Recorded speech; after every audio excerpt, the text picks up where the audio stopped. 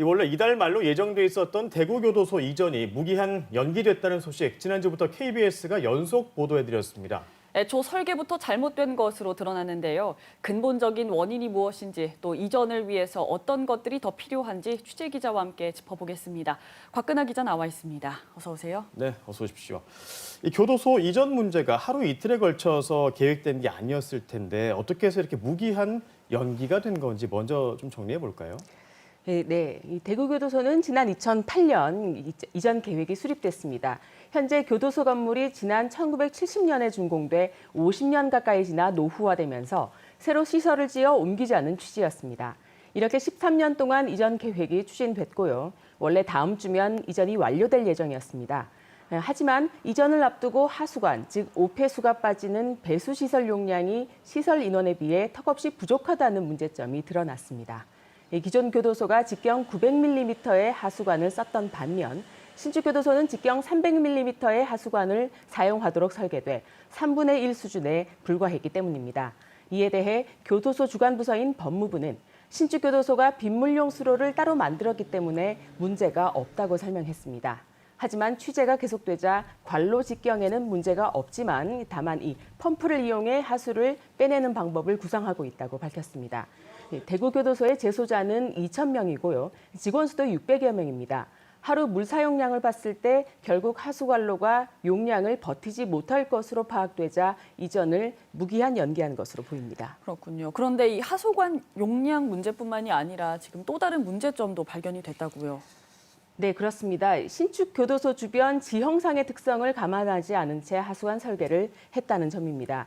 기존 대구교도소는 자연 유화, 즉 물이 유압과 고도차에 의해 자연적으로 흘러나가는 방식이 가능했습니다. 반면 신축교도소는 중계 펌프장인 동곡 펌프장까지 하수가 도달하기 위해서는 높이 30m의 언덕을 올라야 합니다. 동곡 펌프장을 지나면 또 이 60m의 언덕을 또 한 번 넘어야 최종 하수 처리장인 서부 하수 종말 처리장까지 도달할 수 있습니다. 거리도 기존의 교도소는 하수 처리장까지 2km였지만 신축 교도소는 4배인 8km가 넘습니다.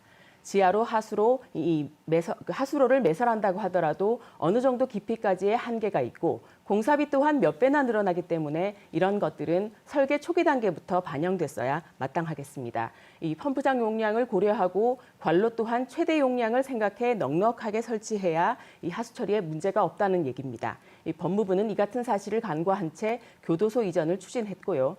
결국 이전 예정 한 달 전인 5월이 돼서야 문제를 발견하고 뒤늦게 펌프장 증설 등을 대구시와 논의하고 있습니다. 최소 40억 원 이상이 추가로 투입되고 공사 기간도 반년 이상 늘어나면서 애초 계획했던 교도소의 연내 이전은 사실상 불가능해졌습니다. 예, 신축교도소 하수관의 지형을 고려하지 않은 채 설계됐다는 문제가 또 지금 추가로 드러났고요. 앞서 하수관 용량 설계 오류가 재소자들의 물 사용량 예측을 잘못했기 때문이라고 했는데 왜 설계가 잘못됐을까요? 이 대구 신축교도소는 2013년에 기본 설계가 완성됐습니다. 당시 재소자 2,000명 기준 하루 물 사용량은 1,500톤이었습니다. 그런데 그때는 샤워 등 개인 위생 활동에 횟수와 시간을 정해놓은 제한급수가 이루어지던 때입니다. 교도소는 많은 인원이 한꺼번에 식사를 하고 운동을 하고 샤워를 하는 구조지 않습니까? 이 예전에는 이 특수한 공동생활이 가능토록 하기 위해서 샤워 횟수나 시간 등이 제한됐습니다. 하지만 지난 2017년 이 부산에서 재소자가 폭염에 사망하는 그런 사고가 발생하는 등 문제들이 지적됐고요.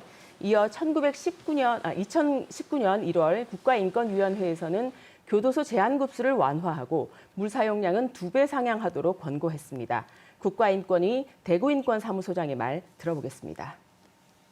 같은 경우에는 이런 제한급수이라는 것들이 치명적인 수용자의 건강이나 여러 가지 문제점을 발생시킬 수 있기 때문에 그 제한급수를 완화시키고 좀 더 혹서기에 대응할 수 있는 방안들을 마련할 필요가 있다라고 보고.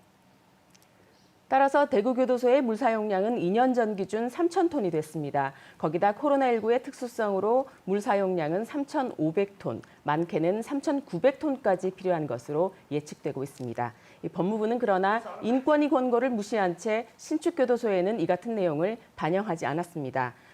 더욱이 일단 이전을 한 후 물 사용량을 조절해 보면 된다는 안이한 대처도 드러났습니다. 법무부 관계자의 말입니다.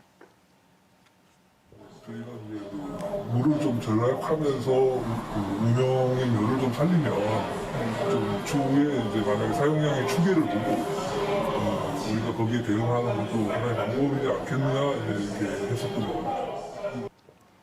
결국 법무부는 현재 하수관 용량보다 2배 이상 처리 용량을 늘리기 위해 대구시와 달성군, 대구교도소 측과 보강공사 계획을 긴급히 논의하고 있습니다.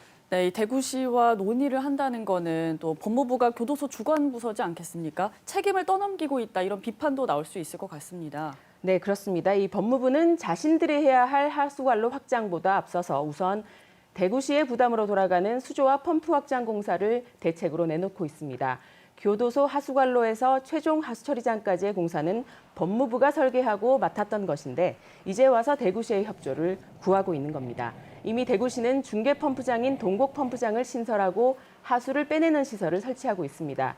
원래 태풍 등 재난 상황이나 긴급 복구가 필요한 상황 등에서 자치단체가 우선적으로 하수나 배수 관련 예산을 투입하고 추후 중앙정부가 이를 지급하는 상황이 있기는 합니다.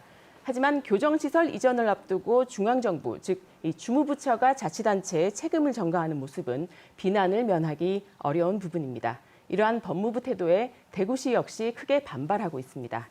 이 부분도 이 취재가 계속되고 있고 조속한 대처를 내놓기까지는 다소 시일이 걸릴 것으로 보입니다. 네, 지금까지 대구교도소 이전 문제를 취재하는 곽근아 기자와 함께 이전이 무기한 연기된 이유와 또 앞으로의 대책은 무엇인지까지 짚어봤습니다. 수고하셨습니다.